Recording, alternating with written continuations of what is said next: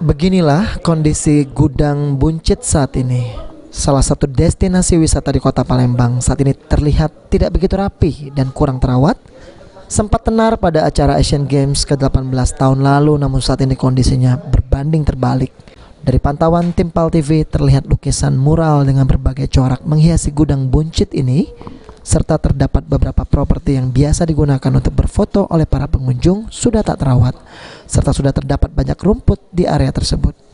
Ujang, salah satu warga sekitar, mengaku bahwa terdapat petugas dari Dinas Kebersihan dan Taman Kota yang melakukan perawatan 1 bulan sekali. Meskipun begitu masih ramai dikunjungi oleh warga Palembang, khususnya di saat hari libur, karena wisata ini tidak dipungut biaya alias gratis.